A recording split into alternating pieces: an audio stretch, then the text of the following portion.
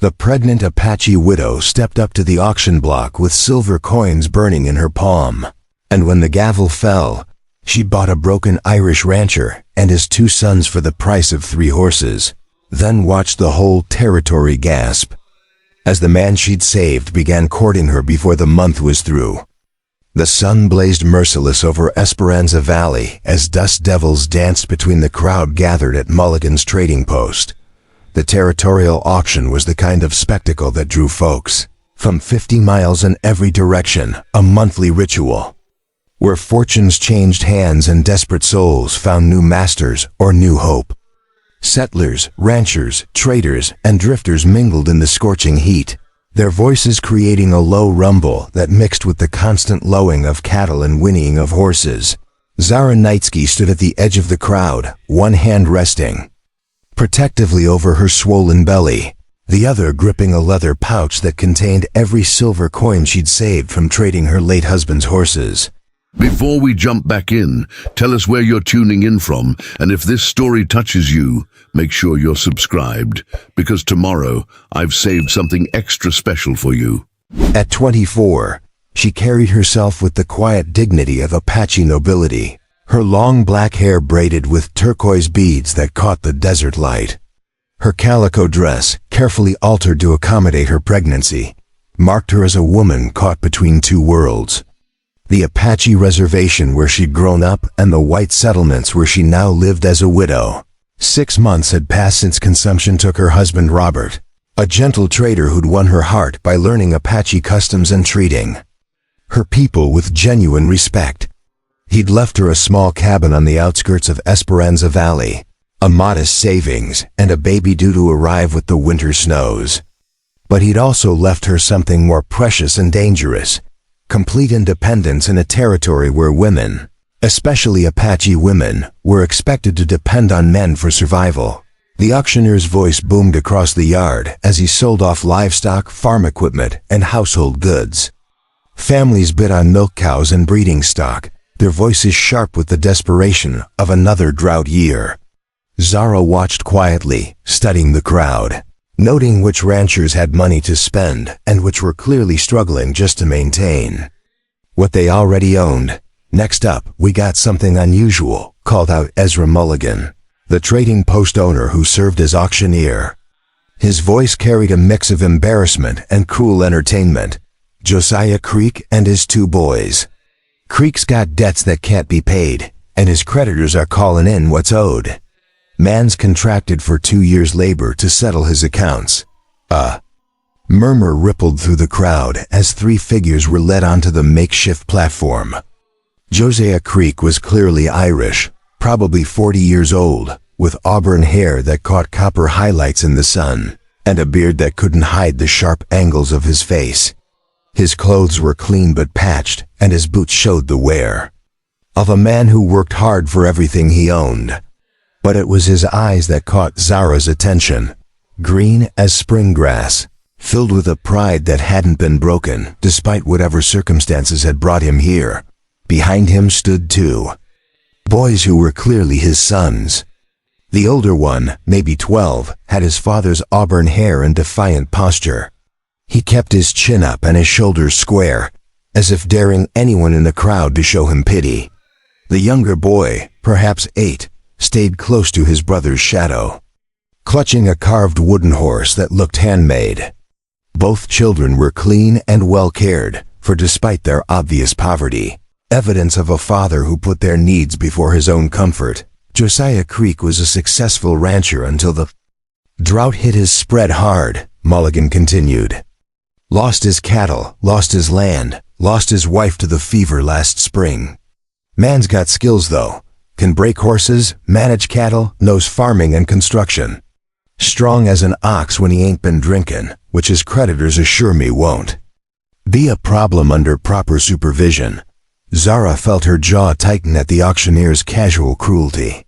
She'd seen men broken by grief and circumstances, watched proud Apache warriors reduced to begging for government rations. But there was something about Josiah Creek's bearing, the way he stood protective in front of his sons, that reminded her of her own father. A man who would endure any humiliation to keep his children safe. The bidding started low, with local ranchers and business owners calling out figures that would secure them a skilled laborer for 2 years at less than fair wages. Zara listened to their calculations, their casual discussion of Creek's drinking problem, their speculation about whether his boys would be useful or just extra mouths to feed. The crowd treated the family like livestock, evaluating their worth based purely on labor potential. $40, called out Bart Henderson, who owned the largest cattle operation in the valley. I'll take the man for ranch work, but I ain't feeding his kids. They'll have to find other arrangements.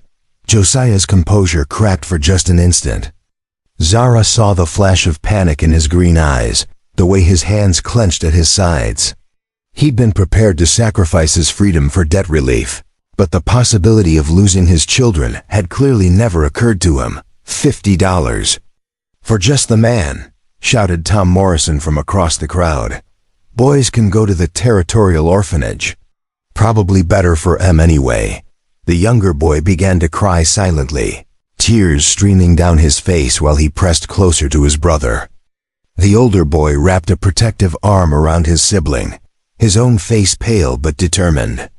Joseph stepped back toward his sons, as if he could physically shield them from the crowd's casual cruelty. Zara felt something fierce and protective rise in her chest.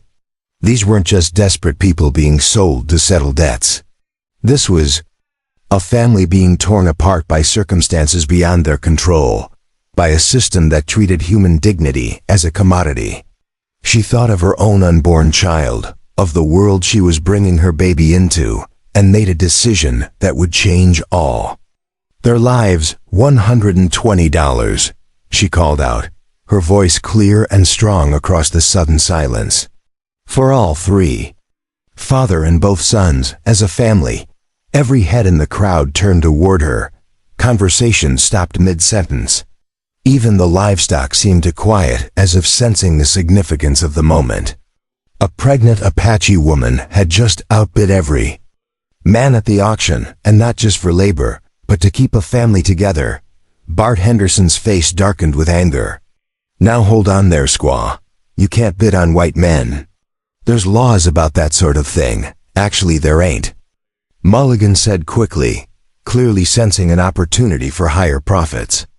Territorial law says any legal resident can participate in debt auctions. Mrs. Knightsky's got the right to bid. Same as anyone. 130, Henderson called out, his voice tight with indignation.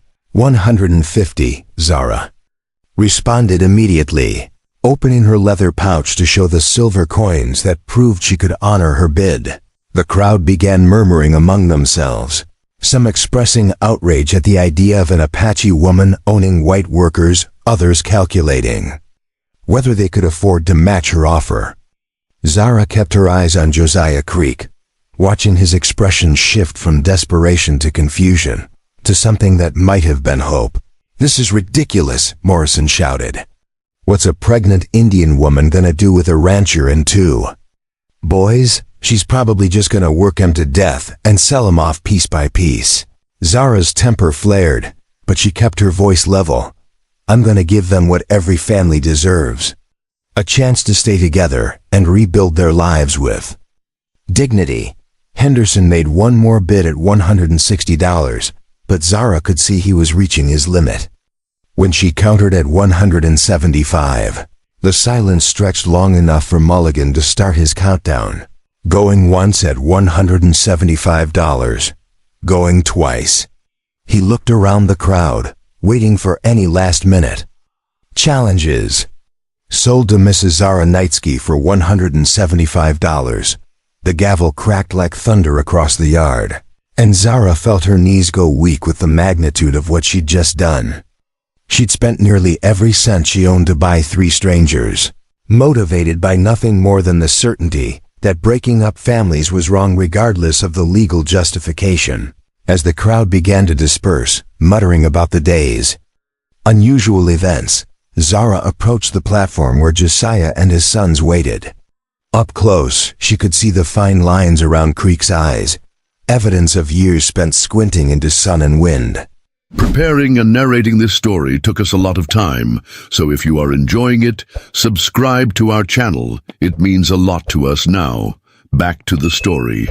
His hands were calloused from ranch work, and despite his circumstances, he carried himself with quiet dignity. "Mr. Creek," she said formally. "I'm Zara Knightsky. I suppose you're wondering what happens next." Josiah studied her face, trying to read her intentions. "Ma'am, I appreciate what you just did, keeping my boys with me. But I gotta ask why. You don't know us from Adam, and that was a considerable sum of money. Because I watched that crowd treat your family like cattle to be separated and sold for parts," Zara replied. "Where I come from, family is sacred. You don't break it apart just because times get hard." The older boy spoke up, his voice carrying the same Irish accent as his father but lighter, younger. "Are you really gonna make us work like slaves? Pa says debt bondage ain't slavery, but it sounds pretty similar to me." Zara smiled at his directness. "What's your name, son?" "Wyatt Creek. This here's my little brother Mason, and we ain't afraid of hard work, but we ain't gonna let nobody mistreat our pa." "Well, Wyatt Creek, my plan is to take your family home to my cabin and figure out how we can all help each other. Your pa's got skills I need, and you boys probably know more about ranching than I do. Seems like we might make good partners instead of master and servants." Josiah's expression shifted to something like suspicion. "Ma'am, I appreciate the kindness, but there ain't no such thing as a free lunch. What exactly are you expecting from us?" Zara considered her words carefully. "Honestly, Mr. Creek, I'm a pregnant widow trying to survive in a territory that doesn't much like independent women, especially Apache women. My late husband left me a small cabin and some land, but I don't know enough about ranching to make it profitable. You need a place for your family to recover and rebuild. Maybe we can help each other figure out how to thrive instead of just survive." Mason tugged on his father's sleeve and whispered something in his ear. Josiah knelt down to his younger son's level, listening intently before standing back up. With a slight smile, "Mason wants to know if you got any horses. He's got a way with animals, and he's been missing our old stock since we lost the ranch. I've got 3 horses that belong to my husband. They're good animals, but they need more work than I can give them in my condition," Zara said. Maybe Mason could help with that. The little boy's face lit up with the first genuine smile she'd seen from any of them. It transformed his whole appearance, making him look like the carefree child he should have been, instead of a boy aged beyond his years by loss and uncertainty. "So what exactly are you proposing?" Josiah asked, his voice cautious but interested. "I'm proposing we go home and talk about it over supper," Zara said simply. "You've got 2 years of contracted labor according to that auction, but maybe we can figure out a better arrangement than traditional debt bondage. Something that benefits all of us instead of just satisfying your creditors." The ride to Zara's cabin took them through some of the most beautiful country in the New Mexico territory. Red rock formations jutted up from the desert floor like ancient monuments, while stands of juniper and pinyon pine provided occasional shade. The late afternoon sun painted everything in shades of gold and copper, and the air carried the scent of sage and dust. Josiah and his sons rode in the back of Zara's wagon, surrounded by the few possessions they'd been allowed to keep, some clothes, a few tools, and a small wooden chest that clearly held items of sentimental value. Wyatt kept one arm around Mason, who clutched his carved horse and stared out at the landscape with wide eyes. "This is beautiful country," Josiah said, breaking the comfortable silence. "Reminds me a bit of the hills back in County Cork, though. The colors are different. How long have you been in the territory?" Zara asked, grateful for the conversation. The enormity of what she'd done was starting to settle in, and she found herself wondering if she'd made a terrible mistake. "Came out here 8 years ago with my wife Sarah and the boys. Sarah had family in Santa Fe, and we thought we could make a good life ranching. Things went well for the first few years, But then the drought hit, and Sarah got sick, and... His voice trailed off, and Zara could hear the weight of accumulated losses. My husband always said the territory tests. Everyone who comes here, Zara said gently. Some folks get broken by it, but others get stronger. The land shows you who you really are underneath all the things you thought you knew about yourself. What did it show you? Wyatt asked from the back of the wagon. Zara considered the question seriously. It showed me that I'm stronger than I thought, but also that strength doesn't mean doing everything alone. Sometimes the bravest thing you can do is let other people help you.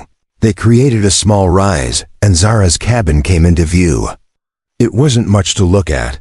A simple adobe structure with a red tile roof, surrounded by a small corral, a vegetable garden, and a few outbuildings. But it was well maintained and obviously loved, with flower boxes under the windows and a covered porch that invited lingering. It's not fancy, Zara said, suddenly seeing her home through their eyes. But it's solid and comfortable. There's a main room, a kitchen, and 2 bedrooms. You and the boys can have the larger bedroom, and I'll take the smaller one until the baby comes. Josiah helped her down from the wagon, his touch careful and respectful. Ma'am, you're being more generous than we deserve. We're strangers. Who got sold at auction because I couldn't manage my affairs properly. Mr. Creek, you lost your ranch to drought and your wife to fever. Those aren't failures of character. They're tragedies that could happen to anyone, Zara said firmly. And as for being strangers, well, everyone starts as strangers. Then they become neighbors, friends, maybe even family if they're lucky. As the sun set behind the mountains, painting the sky in brilliant shades of orange and purple, the 4 of them sat on the porch, sharing a simple meal of beans, cornbread, and coffee. Mason had already made friends with Zara's horses, and Wyatt had helped carry water and tend to the small tasks that kept a homestead running. So here's what I'm thinking, Zara said, setting down her coffee cup. The territorial law says you owe 2 years of labor to settle your debts. But it doesn't specify what kind of labor or under what conditions. What if we structured this as a partnership instead of traditional bondage? Josiah raised an eyebrow. What kind of partnership? You. Help me turn this place into a profitable ranch. Use your knowledge and skills to build something that can support all of us, including the baby when it comes. In exchange, you and the boys have a home, meals, and at the end of 2 years, you own a share of whatever we've built together. You'd give us ownership? Wyatt asked, his voice skeptical. Even though you bought us fair and square? I didn't buy you to own you, Zara said. I bought you to keep your family together. There's a difference. Josiah was quiet for a long moment, staring out at the land that stretched toward the mountains. What about the folks in town? They're not going to be happy about an Apache woman and an Irish family working together as equals. There's going to be talk. Let them talk, Zara said with quiet determination. My husband taught me that you can't live your life based on what narrow-minded people think. You do what's right and let the consequences sort themselves out. Mason yawned and leaned against his father's shoulder. The day's events had exhausted the little boy, and he was fighting to keep his eyes open. Josiah lifted him gently, preparing to carry him inside. Pa, Mason mumbled sleepily. I like it here. The lady smells like sage and sunshine, and her. Horses want to be friends. Zara felt tears prick her eyes at the child's innocent acceptance. Come on, she said, standing carefully. Let's get you boys settled in your room. Tomorrow we can start planning how to turn this little place into the best ranch in the territory. As they prepared for bed, Zara found herself wondering what her husband Robert would think of her decision. He'd always admired her compassion. But buying 3 strangers at auction might have tested even his understanding. Still, as she listened to the soft murmur of Josiah tucking his sons into bed, she felt a sense of rightness that had been missing since Robert's death. She placed a hand on her swollen belly, feeling the baby move restlessly beneath her palm. Well, little one, she whispered, Your mama just bought us a family. I hope you approve." From the next room came the sound of Mason giggling at something his father had said, followed by Wyatt's deeper chuckle. For the first time in months, the cabin felt truly alive again, filled with the sounds of people who cared about each other. Whatever challenges lay ahead, Zara knew she'd made the right choice. Family wasn't always about blood. Sometimes it was about people who chose to stand together against whatever the world threw at them. Dawn broke over the New Mexico territory with the promise of another scorching day. But Zara was already awake, her pregnancy making comfortable sleep increasingly difficult. She stepped onto the porch to find Josiah Creek standing by the corral, watching the 3 horses with the practiced eye of a man who understood livestock. He'd clearly been up for some time, his hair damp with morning washing, and his clothes neat despite their obvious wear. "They're good animals," he said without turning around, somehow sensing her presence. "Your husband knew quality when he saw it. That mare there, she's got Arabian blood in her lines. And the gelding's got the build of a cow horse, sturdy and smart." Zara joined him at the fence, grateful that he didn't offer unnecessary help with her balance. Robert always said horses were the best judge of character. They can sense things about people that other humans miss. "What do they sense about me?" Josiah asked, a hint of humor in his green eyes. Before Zara could answer, Mason burst from the cabin, already dressed and clearly excited about the prospect of working with horses. Wyatt followed more slowly, but his interest was obvious as he studied the animals with the same evaluating gaze. "As his father, can I really help with them?" Mason asked, bouncing on his toes with barely contained energy. "Pa taught me how to brush them and check their hooves and everything. If your father thinks you're ready, then I trust his judgment," Zara said.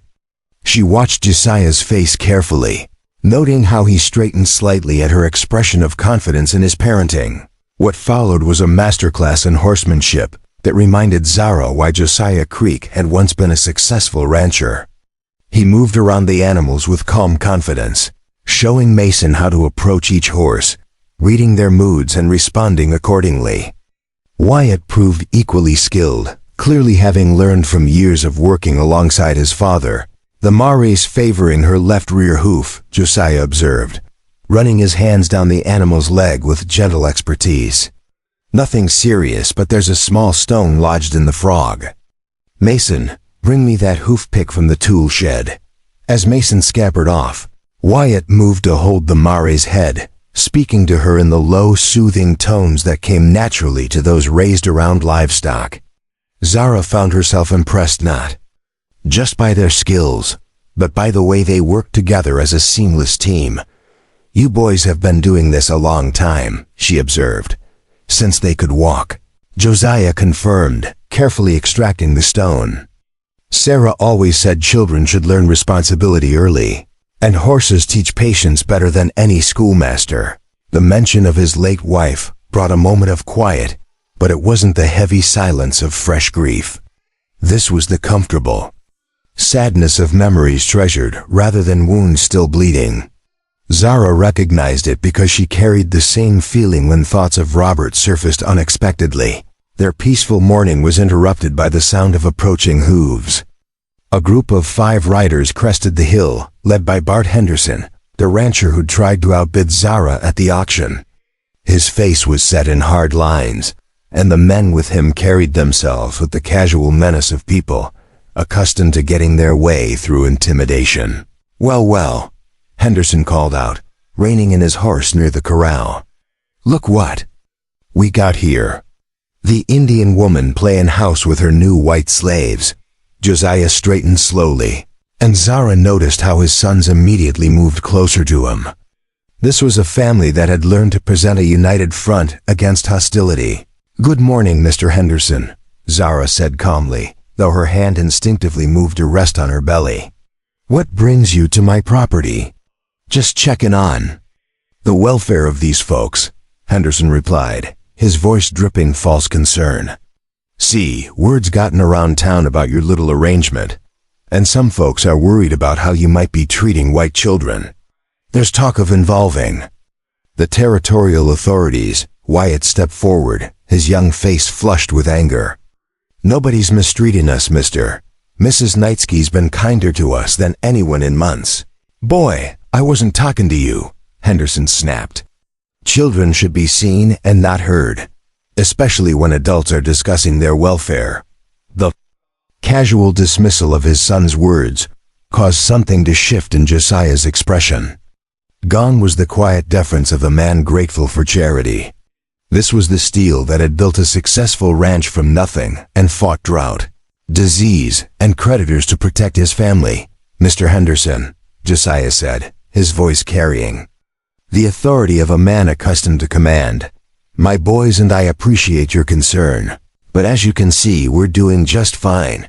Mrs. Knightsky has treated us with more respect and dignity than we received from any of the men bidding at that auction. Henderson's face darkened. Creek, you seem to be forgetting your place. You're a debtor working off what you owe, not some kind of partner. And as for you, he turned to Zara, there's going to be consequences for upsetting the natural order of things. Apache women don't own white men, no matter what the law books say. The law books are quite clear. Actually, Zara replied, her voice steady despite the racing of her heart. And the natural order, as you call it, includes treating all families with basic human dignity. Something you might want to consider. One of Henderson's men, a scarred brute named Pike, spat tobacco juice dangerously close to Mason's feet. Seems to me like this Indian's gotten above her station. Maybe she needs reminding about how things work around here. The threat hung in the air like summer lightning, dangerous and electric. But before anyone could respond, Mason surprised everyone by stepping forward, his small chin raised in defiance. My pa says threatening pregnant ladies is what cowards do when they can't win fair and square, the 8-year-old announced. And he says Apache people are some of the bravest in the whole world, so you better watch your manners. The silence that followed was profound. Pike's hand moved toward his gun, but Henderson raised a hand to stop him, clearly recognizing that threatening a child would cross lines even their supporters wouldn't tolerate. You'd best teach that boy some respect, Henderson said to Josiah, his voice tight with controlled anger. And you'd best remember that this community has ways of dealing with troublemakers. All kinds of troublemakers. As the riders departed, leaving dust and unspoken threats hanging in the air, Zara felt the baby kick hard against her ribs, as if responding to her elevated heartbeat. That evening, after the boys had gone to bed, Zara and Josiah sat on the porch discussing the day's events. The confrontation with Henderson had clarified something important. Their arrangement would face serious opposition from certain elements in the community. I'm sorry about that, Josiah said, staring out at the star-filled sky. I should have expected it. Folks around here aren't used to seeing the established order challenged, especially by someone they consider an outsider. I've been an outsider my whole life, Zara replied. First for being Apache in white settlements, then for marrying outside my tribe, now for being a widow trying to make it alone. Adding employer of white men to the list doesn't scare me much. It should, Josiah said seriously. Henderson's got influence, and he's not the type to let things slide. He'll find ways to make trouble for us, maybe involve territorial officials or stir up the other ranchers. Zara was quiet for a moment, feeling the baby move restlessly beneath her heart. What do you think we should do? We make this place so successful that nobody can question our arrangement, Josiah said with quiet determination. We build something that proves families working together can accomplish more than traditional master-servant relationships. What did you have in mind? Josiah leaned forward, his voice gaining enthusiasm as he outlined his vision. Your land's got good water, decent grass, and proximity to the main trading routes. We could start with a small cattle operation, maybe 20 head to begin with. Build up the herd while establishing a market garden for the town. Your horses are good breeding stock. We could develop that side of things too. That all sounds expensive, Zara said practically. I spent most of my savings at the auction. Initial costs, yes, but there are ways to manage it. I know ranchers who trade cattle for labor, and I've got connections from my old operation. Some of them might be willing to give us credit. Based on my reputation, assuming it survived the bankruptcy, Zara studied his profile in the moonlight, seeing not the broken man from the auction block, but the successful rancher he'd once been. You really think we can make this work? Mrs. Knightsky, I've spent the last year watching everything I built crumble away piece by piece. My ranch, my wife, my reputation, nearly my children. But sitting here tonight, talking about possibilities instead of just surviving, I feel something I haven't felt since Sarah died. What's that? Hope, Josiah said simply. Real hope, not just wishful thinking.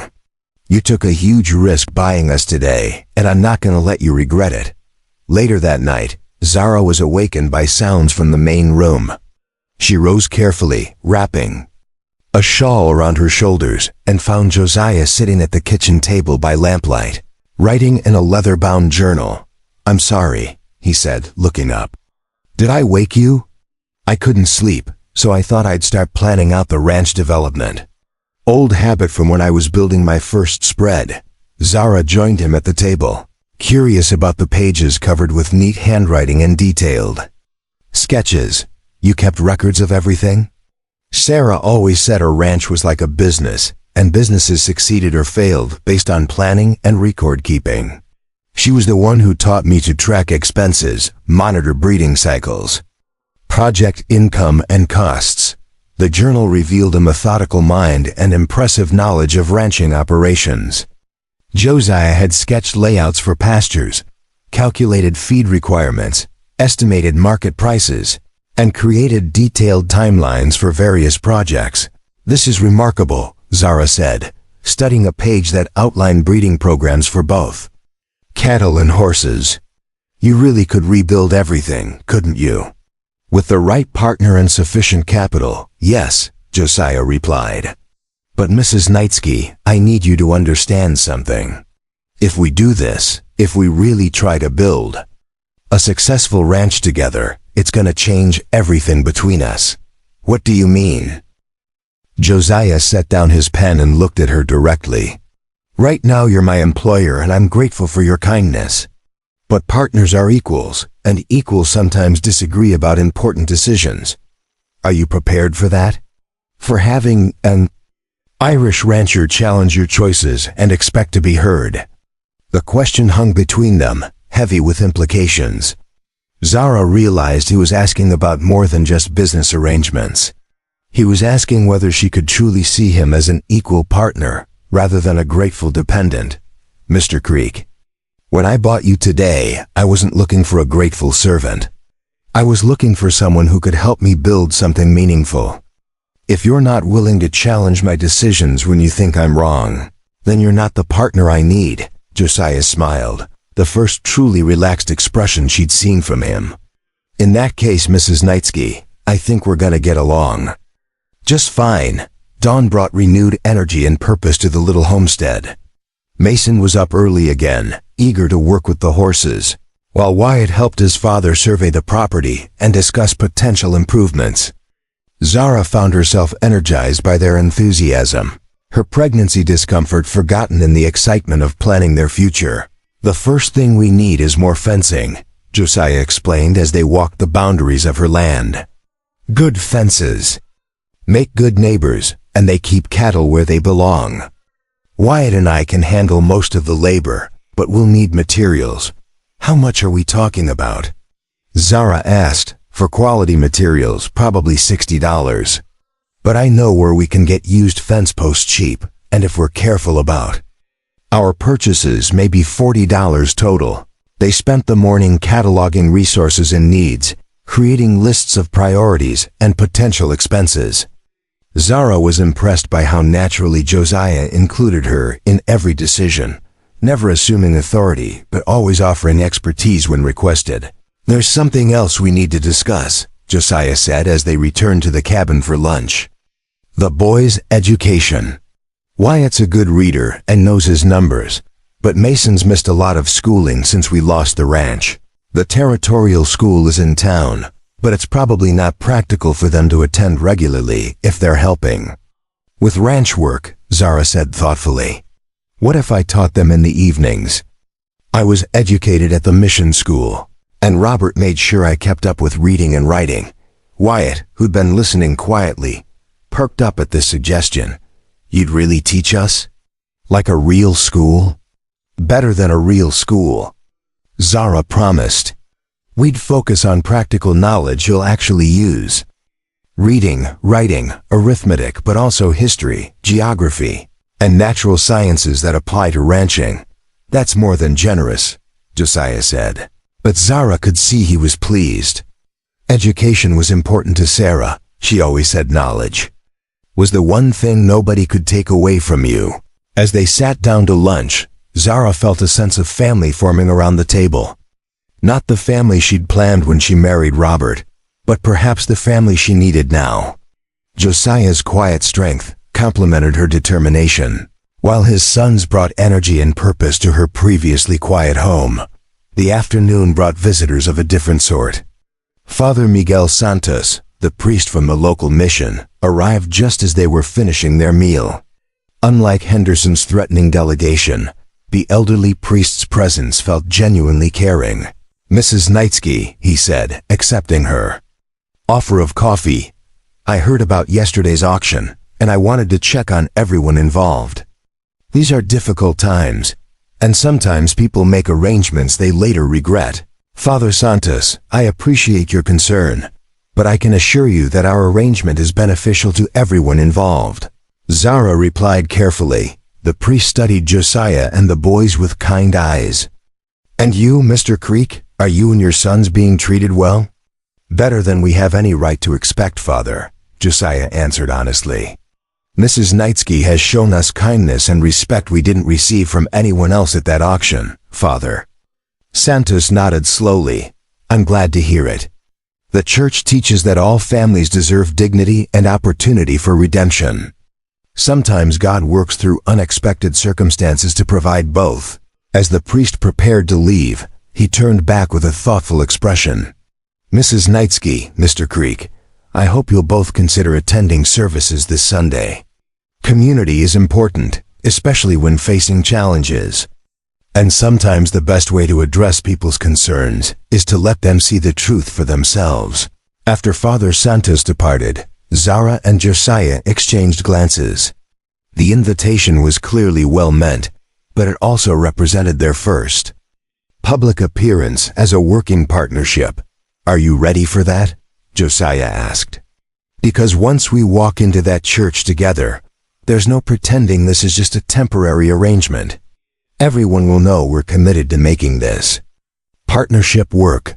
Zara placed both hands on her swollen belly, feeling the baby's strong kicks. In a few months, she'd be responsible for a newborn in addition to everything else. She needed partners she could count on, people who saw her as family rather than just an employer. Mr. Creek, I think it's time people understood exactly what kind of family we're building here. The wooden pews of San Miguel Mission creaked under the weight of nearly every resident within 20 miles of Esperanza Valley.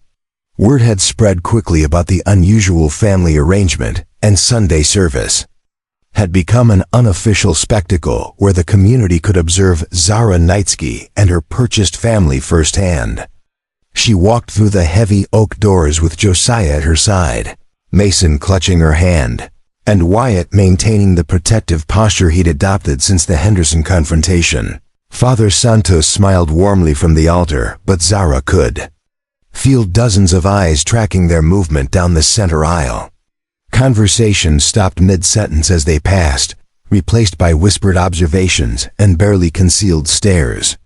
Some faces showed genuine curiosity, others displayed open hostility, and a few reflected the kind of fascinated horror reserved for social scandals.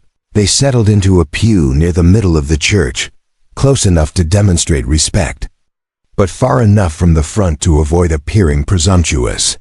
Josiah had dressed in his cleanest shirt and brushed his auburn hair until it gleamed, while the boys wore their Sunday best, despite its obvious patches and careful repairs. Zara had chosen a deep blue dress that accommodated her pregnancy while maintaining dignity, her long black hair braided with the silver and turquoise ornaments that marked her Apache heritage.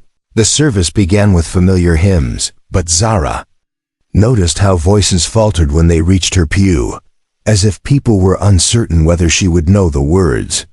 She sang clearly in English, her voice harmonizing naturally with Josiah's deeper tones, while Mason hummed along and Wyatt followed the words in the shared hymnal with obvious literacy. Father Santos delivered a sermon about unlikely alliances and God's mysterious ways of bringing people together for purposes beyond human understanding.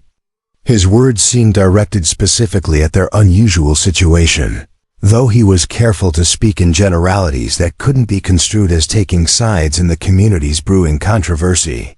During the collection, Zara contributed her modest offering while noting how some families pointedly ignored the basket when it reached their pew, their attention fixed on her family's interaction.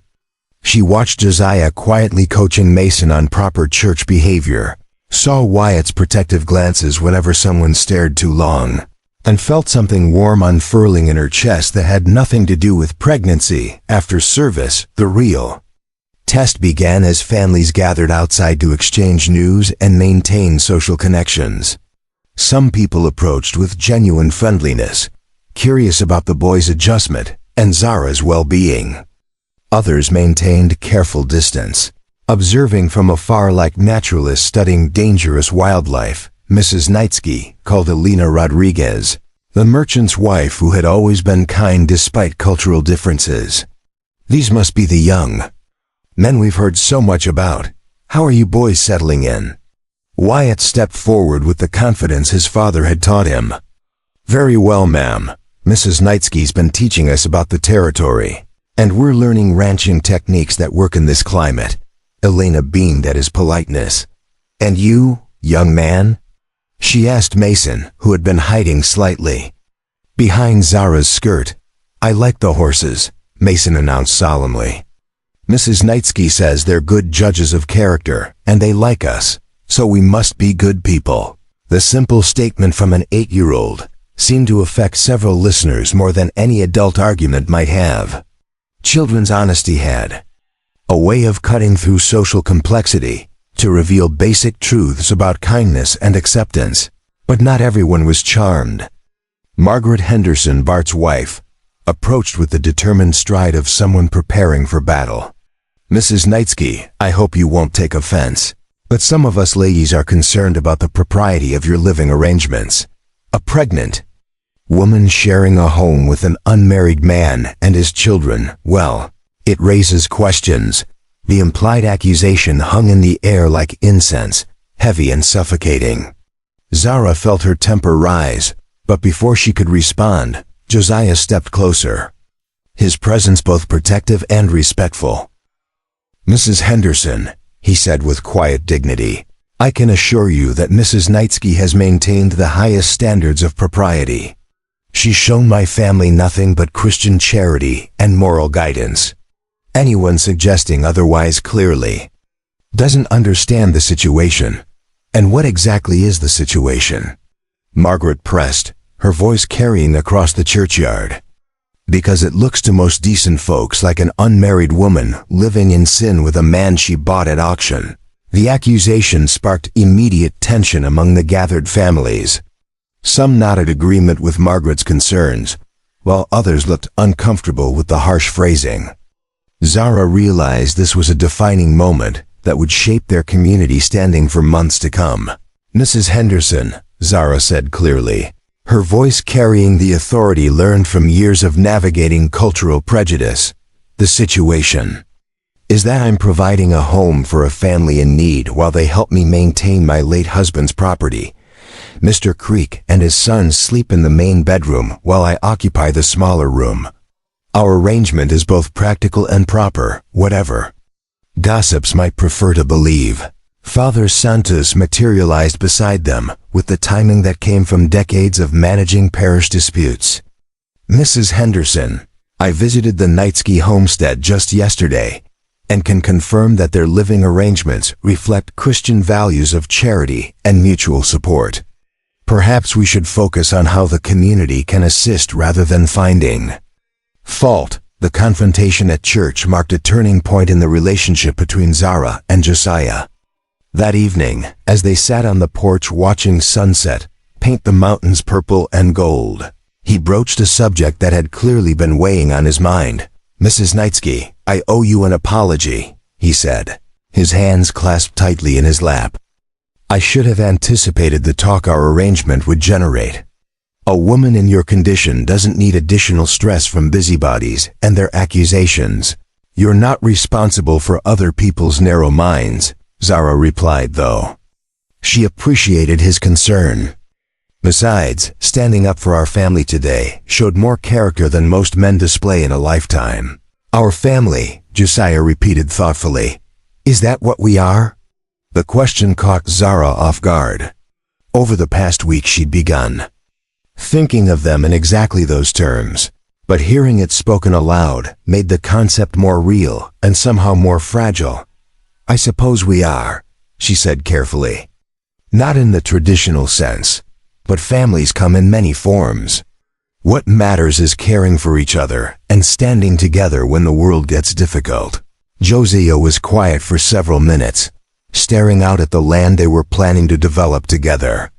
When he spoke again, his voice carried a formality that hadn't been there moments before. "Mrs. Knightsky, I'd like to ask your permission to begin courting you properly." Zara's breath caught in her throat. Of all the complications she'd anticipated when buying 3 strangers at auction, romance hadn't been among them. "Mr. Creek, I'm not sure that's wise. Our arrangement is already causing talk, and adding courtship to the mix would only fuel more gossip." "With respect, ma'am, the gossip is already there." Mrs. Henderson made it clear that people assume the worst regardless of our actual behavior. "But that's not why I'm asking." "Then why?" Josiah turned to face her fully, his green eyes serious but warm. "Because over the past week, I've watched you show more grace under pressure than most people manage in comfortable circumstances. You bought strangers to keep a family together. You're planning a future that includes people you barely know. And you defend us against social pressure like we're your own bloodkin." Zara felt heat rise in her cheeks. "That's just human decency, not anything special, Mrs. Knightsky. You're carrying another man's child and struggling to maintain independence in a territory that wants to break strong women. Most people in your situation would focus purely on survival. Instead, you're building something beautiful." The baby kicked sharply, as if responding to the emotional intensity of the conversation. Zara placed a hand on her belly, feeling the life growing within her and the unexpected possibilities growing around her. "Josiah," she said, using his first name for the first time, "I appreciate the sentiment, but courtship implies marriage. And marriage would change everything about our arrangement. Are you prepared for that kind of commitment?" "I've been thinking about little else since yesterday," he admitted. "My boys need a mother figure. You need partners you can count on, and this baby deserves to grow up in a complete family. But more than that, Zara, I find myself genuinely drawn to you as a woman, not just as a solution to practical problems." The use of her first name sent unexpected warmth through her chest. "This is moving very fast." "Life in the territory moves fast," Josiah replied. "Drought doesn't wait for convenient timing. Cattle don't respect careful planning. And sometimes opportunities come along that require quick decisions. And you think I'm an opportunity?" "I think we're an opportunity for each other. A chance to build something stronger than either of us could manage alone." Their conversation was interrupted by the sound of multiple horses approaching at speed. Zara and Josiah both stood, instinctively moving closer together as 5 riders emerged from the darkness. The men were strangers, but their purposeful movement and the weapons visible on their saddles suggested serious intent. The leader, A tall man with a deputy's badge glinting in the lamplight reined in his horse near the porch. "Mrs. Knightsky?" "I'm Deputy Marshal Thompson from the Territorial Office in Santa Fe. I need to speak with you about your recent acquisition of indentured workers." Zara's heart began racing. This was exactly the kind of official intervention Josiah had warned her about. "Deputy Thompson, I'm not sure what you've heard, but our arrangement is completely legal according to territorial statutes. That's what we're here to determine, ma'am. There's been complaints filed suggesting that you're operating outside the bounds of standard indenture contracts. Questions about working conditions, living arrangements, and whether proper oversight is being maintained." Josiah stepped forward, his posture respectful but not submissive. "Deputy, I'm Josiah Creek, and these are my sons Wyatt and Mason. We're the workers in question, and I can assure you that Mrs. Knightsky has treated us with nothing but fairness and respect." "That's good to hear, Mr. Creek, but I'll need to conduct a proper investigation. Standard procedure requires separate interviews to ensure no one's being coerced into false statements." The implication was clear. They suspected Zara of intimidating or manipulating her workers into defending her. The assumption stung, particularly after the week they'd spent building genuine partnership and mutual respect. "Of course," Zara said, though her voice betrayed her tension. "We have nothing to hide. I'll start with the children," Thompson announced. "Sometimes young ones are more honest about difficult situations." Wyatt and Mason were called forward, and Zara watched anxiously as the deputy questioned them about their daily routines, sleeping arrangements, food quality, and treatment by their employer. Both boys answered honestly but defensively, clearly understanding that their responses could determine their family's future. "Has Mrs. Knightsky ever threatened you or your father?" Thompson asked Mason directly. "No, sir," the 8-year-old replied firmly. "She's been nicer to us than most grown-ups ever are. She teaches us things and lets me help with the horses and doesn't get mad when I ask too many questions." "And you?" Thompson turned to Wyatt. "Any complaints about your treatment?" "Only that she works too hard for someone who's expecting a baby," Wyatt said, with surprising maturity. "Pa's always telling her to rest more, but she insists on helping with everything." The deputy's eyebrows rose at this unexpected response. Clearly, he'd been prepared for evidence of abuse or exploitation, not testimony about an employer who overworked herself rather than her indentured laborers. Thompson's interview with Josiah was more extensive, covering financial arrangements, work expectations, and living conditions. Throughout the questioning, Zara noticed how Josiah spoke about their partnership with genuine enthusiasm, describing their ranch development plans as shared projects rather than assignments from an employer. "Mr. Creek, are you satisfied with your current arrangement?" Thompson asked directly. "Deputy, when I was sold at that auction, I expected to spend 2 years working off my debts while my boys were sent to an orphanage. Instead, Mrs. Knightsky kept our family together and created opportunities for us to rebuild our lives with dignity. I couldn't ask for better treatment." "And the nature of your relationship with Mrs. Knightsky?" "There's been talk about impropriety." Josiah's jaw tightened slightly. "Mrs. Knightsky is a woman of impeccable character who's shown my family Christian charity. Anyone suggesting otherwise is either ignorant of the facts or deliberately spreading malicious gossip." After nearly 2 hours of interviews and property inspection, Deputy Thompson gathered his men for private consultation. Zara, Josiah, and the boys waited anxiously on the porch, knowing that the deputy's report could result in dissolution of their arrangement and separation of the family. "The boys seem genuinely happy and well cared for," one deputy observed. "And Creek speaks about the arrangement like he's a partner rather than a servant. The living conditions are better than most indenture situations I've seen," another added. "Separate sleeping quarters, good food, educational opportunities." "For the children," Thompson nodded thoughtfully. "The complaints don't match the reality. This looks more like a successful family partnership than an exploitative labor arrangement." When the deputy returned to the porch, His expression was considerably more relaxed than when he'd arrived. "Mrs. Knightsky, Mr. Creek, I've completed my investigation and found no evidence of impropriety or abuse. Your arrangement appears to comply fully with territorial law regarding indenture contracts." The relief was overwhelming. Zara felt her knees go weak, and Josiah instinctively reached out to steady her, his hand warm and reassuring on her arm. "However," Thompson continued, "I should warn you that the complaints came from influential sources. This investigation is closed, but you may face continued scrutiny from certain elements in the community." "We understand, Deputy," Zara said.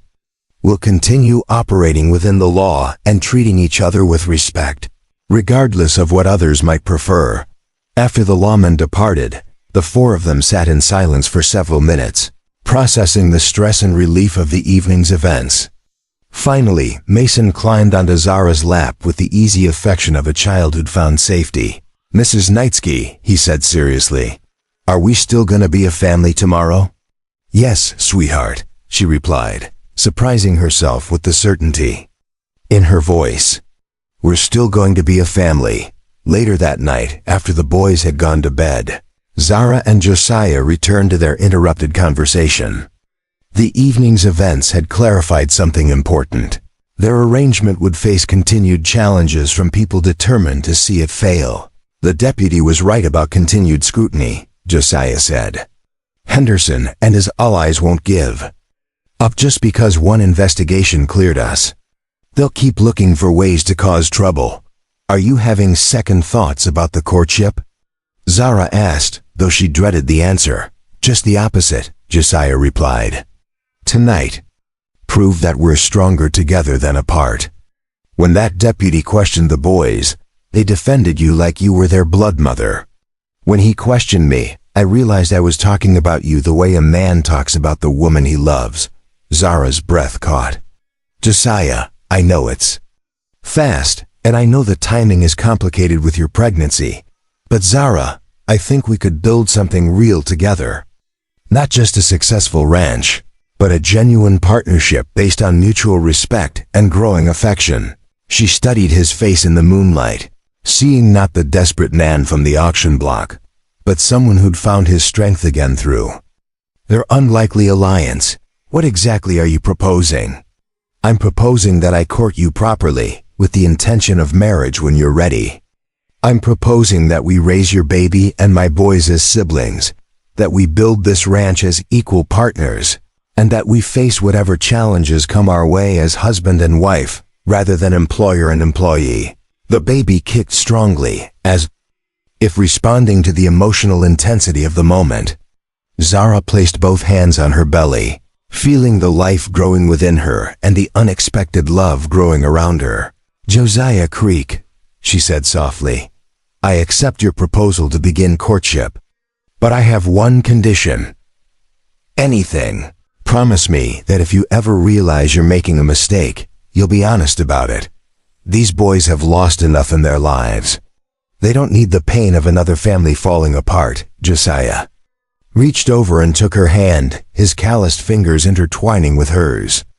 "Zara Knightsky, I promise you that the only mistake I might make is not appreciating quickly enough what a remarkable woman you are." As they sat together under the vast New Mexico sky, hands clasped and futures intertwined, both realized they'd found something neither had been looking for, but both desperately needed. A second chance at love, a chance to build a family from the ashes of loss, and the possibility that sometimes the most beautiful stories begin with the most unlikely circumstances. 3 weeks into their courtship, Josiah presented Zara with an opportunity that could transform their modest homestead into a legitimate ranching operation. He'd received word from his former business partner, Sean O'Malley, who was driving a herd of cattle from Texas to Colorado and needed temporary grazing land for his stock. "Sean's offering us 20 head of prime breeding cattle in exchange for pasture rights and help with the drive," Josiah explained as they stood in the morning light, surveying their modest property.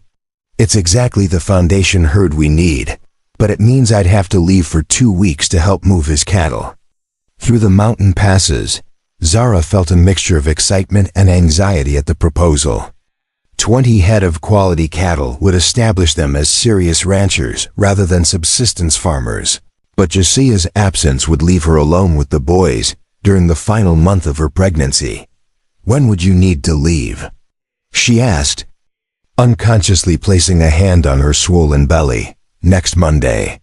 The drive's already behind schedule because of late spring storms in the high country.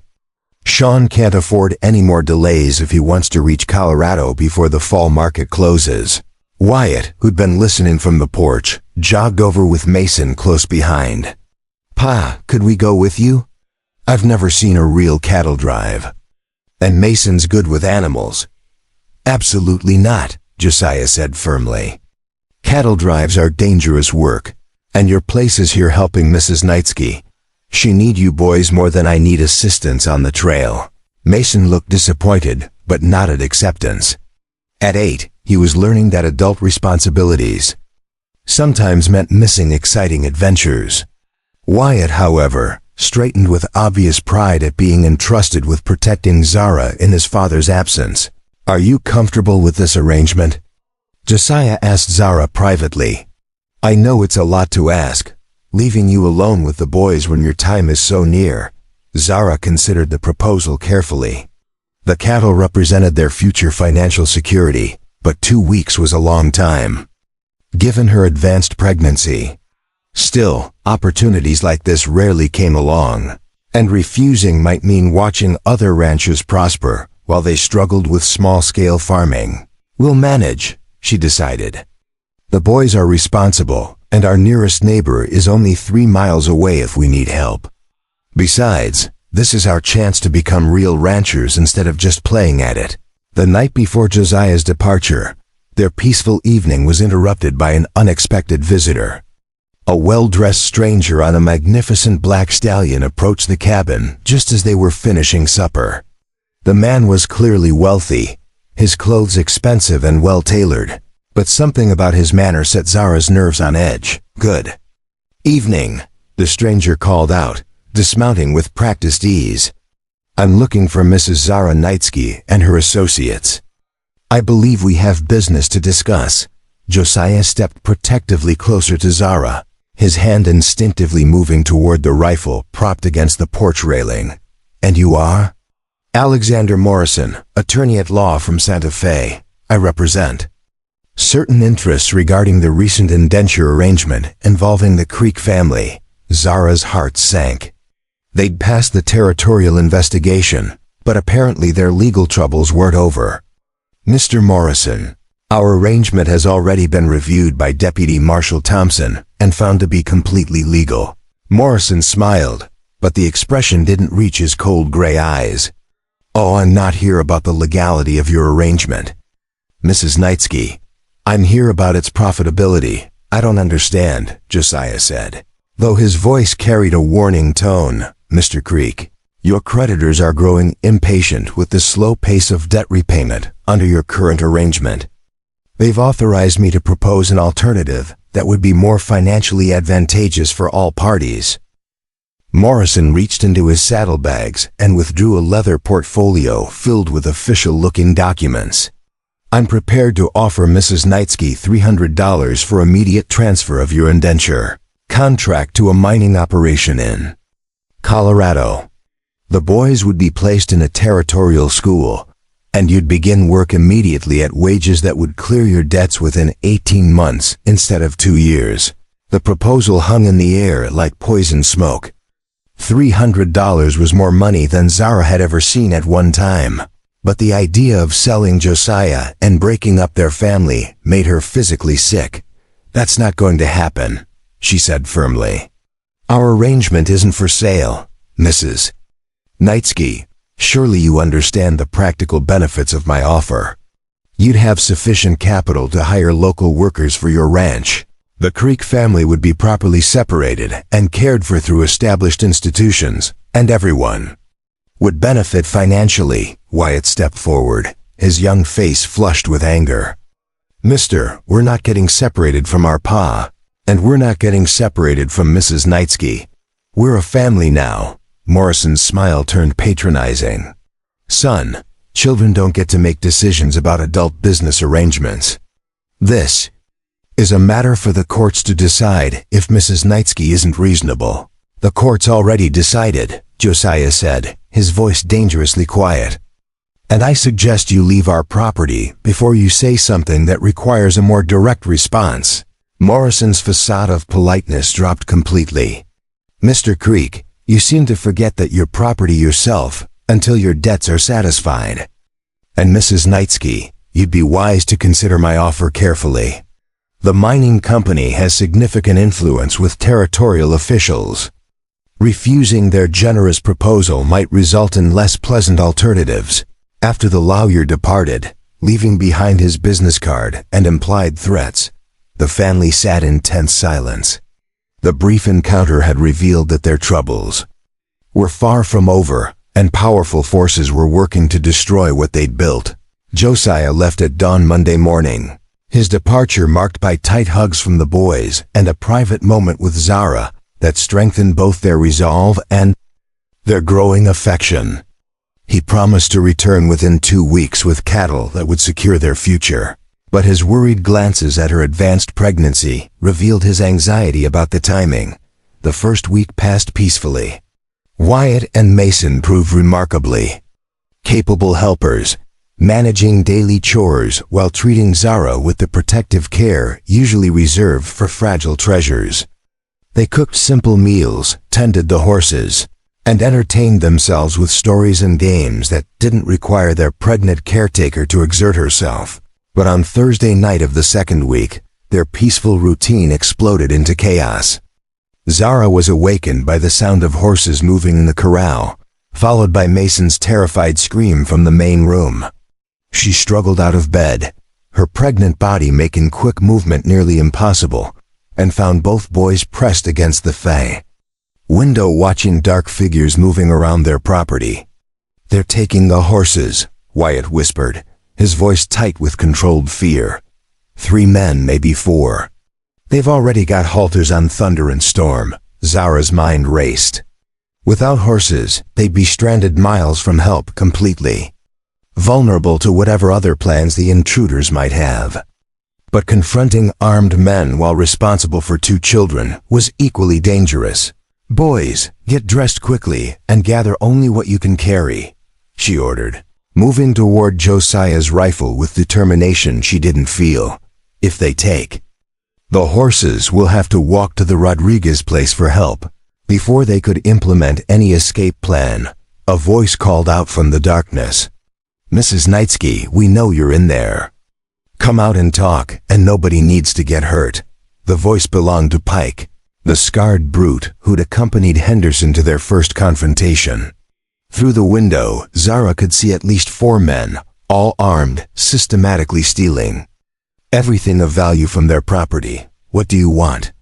she called through the door, though she suspected she already knew. "We want you to understand that certain arrangements aren't welcome in this territory," Pike replied. "You got till tomorrow to send those white boys to proper homes, and that Irish drunk to work for people who understand his place. And if I refuse, then accidents start happening. Fires, maybe some problems with your livestock, perhaps a visit from territorial officials who've heard disturbing reports about your fitness to care for children." The threats were clear and terrifying. These men had come prepared to destroy everything Zara and Josiah had built, using intimidation and violence to force compliance with their vision of proper social order. Mason tugged on her nightgown. "Mrs. Knightsky, there's a man by the back door. I can see his shadow, trapped inside their own home with armed men surrounding the property." Zara realized they faced a crisis that could destroy not just their ranch but their lives. But as she looked at the boys' frightened faces, something fierce and protective rose in her chest that was stronger than fear. What Pike and his men didn't know was that Zara Knightsky hadn't survived as an Apache woman in hostile territory by being helpless or naive. Her late husband had insisted she learn skills that proper ladies weren't supposed to possess, and her Apache upbringing had taught her survival techniques that frontier schools never imagined. "Wyatt, Mason, listen carefully," she whispered. "I'm going to create a distraction that will draw them toward the front of the cabin. When I do, you boys slip out the back window and run to the root cellar behind the garden. Hide there until I come for you, no matter what you hear. We're not leaving you," Wyatt said fiercely. "Pa told us to protect you, and you will protect me by staying safe," Zara replied firmly. "I can't think clearly if I'm worried about you boys getting hurt."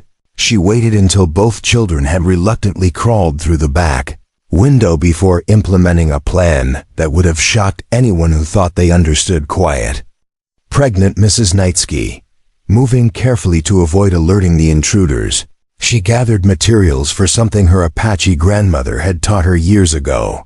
10 minutes later, Pike and his men were startled by smoke beginning to pour from the cabin's chimney, followed by bright flashes of light and sounds that resembled gunfire, but came too rapidly to be normal weapons. In the confusion, none of them noticed a pregnant woman slipping silently out the back door, with skills learned from people who'd survived centuries of conflict. Zara moved through the darkness like a shadow, using techniques her grandfather had taught her for hunting and warfare. She reached the horses before Pike's men recovered from their surprise, quickly cutting the lead ropes they'd attached to Thunder and Storm. The animals, trained to respond to her voice, followed her toward the tree line where she could mount up safely. But as she prepared to escape with the horses, Zara heard something that changed everything. Pike was shouting orders to search the cabin for the boys, his voice carrying clear threats about what would happen when they were found. She couldn't leave Wyatt and Mason, even to get help. They were her responsibility, her family, and she'd die before letting anyone harm them. What followed was a game of cat and mouse that lasted until dawn. Zara used every skill her Apache heritage had taught her, moving silently through terrain she knew by heart, while keeping the intruders off balance with hit-and-run tactics that prevented them from conducting a systematic search for the boys. She sabotaged their horses, cut their saddle straps, and used distraction techniques that kept them focused on her rather than the children hidden in the root cellar. By the time the sun rose, Pike's men were exhausted, frustrated, and beginning to argue among themselves about the wisdom of continuing their assault. "This is taking too long," one complained. "People will start wondering where we are. That Apache witch is making fools of us," another added. "How's one pregnant woman staying ahead of 4 armed men?" Pike's scarred face was twisted with rage and humiliation. "Because you idiots don't understand what we're dealing with. She's not some helpless settler woman. She's Apache, and they don't break easy." But Zara's endurance was reaching its limits. The physical demands of pregnancy combined with a night of intense activity were taking their toll. She needed help, and she needed it soon, or her resistance would collapse and leave the boys completely vulnerable. That help came from an unexpected source. Just as Pike was organizing a final systematic search of the property, the sound of approaching hooves announced new arrivals. Sean O'Malley and 3 of his cowboys crested the hill, drawn by reports of trouble at the Knightsky place. "What's all this then?" O'Malley called out, his Irish accent thick with authority. "Looks like someone's having a disagreement with a lady in an interesting condition." Pike straightened, trying to reassert control of the situation. "This is none of your business, O'Malley. We're handling a local matter." "Ah, but it is my business," Sean replied cheerfully. "You see, Mrs. Knightsky is business partner Tummy, old friend Josiah Creek, and anyone causing trouble for Josiah's family is causing trouble for me."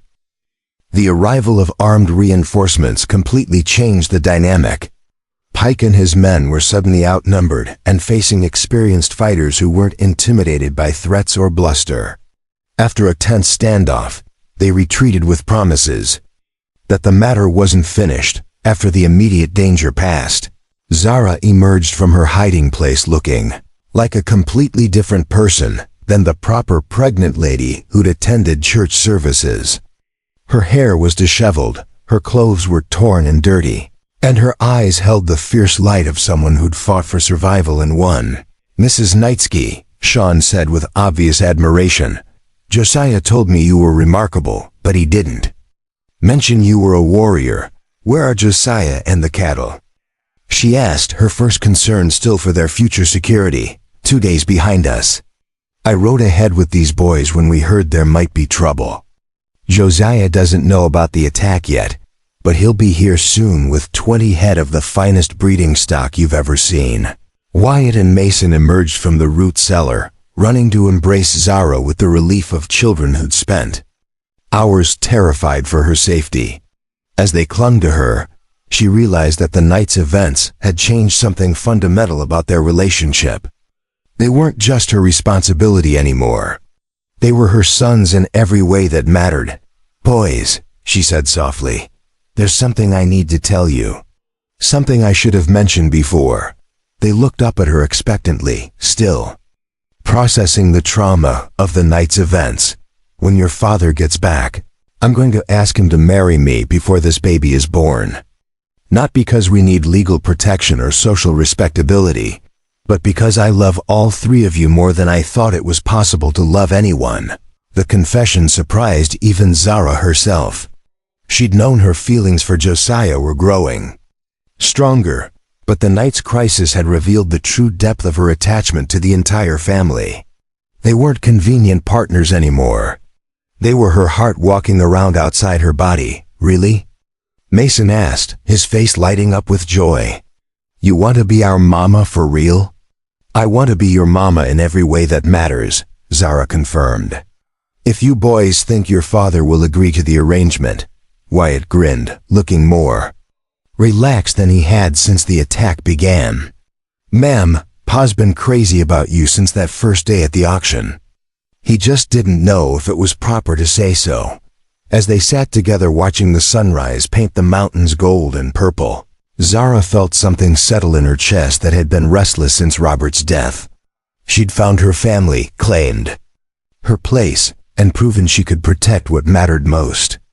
Now all she needed was for Josiah to come home, so they could make their unconventional partnership into something permanent and beautiful. The sound of cattle lowing in the distance announced that her wait was almost over. In a few hours, the man she loved would return with the foundation of their ranching future, ready to discover that his pregnant employer had transformed into a fierce Apache warrior who'd fought off attackers to protect their children. She wondered if he'd be surprised by the change, or if he'd always seen the strength she was just beginning to recognize in herself. The dust cloud appeared on the horizon just after noon, followed by the distinctive sound of lowing cattle and the whoops of cowboys managing a herd. Zara stood on the porch with Wyatt and Mason flanking her like protective sentries, watching their future approach in the form of 20 head of prime breeding stock and one worried Irish rancher who'd been riding hard since receiving word of the attack. Josiah reached the cabin ahead of the cattle, dismounting before his horse had fully stopped and rushing to embrace his sons and assess Zara's condition. His green eyes were wild with concern as he took in her appearance, noting the scratches on her arms and the fierce determination that hadn't faded since the confrontation with Pike's men. "Sean told me what happened," he said, his hands gentle, as he checked her for injuries. "Are you hurt? Are the boys safe? I should never have left you alone this close to your time." "We're all fine," Zara assured him, though she couldn't hide the exhaustion in her voice. "Better than fine, actually. We learned some important things about ourselves and each other during your absence." Wyatt stepped forward with obvious pride. "Pa, you should have seen her. Mrs. Knightsky fought off 4 armed men using Apache tricks we didn't even know she knew. She saved our horses and kept us hidden until Mr. O'Malley arrived with help." Mason nodded enthusiastically.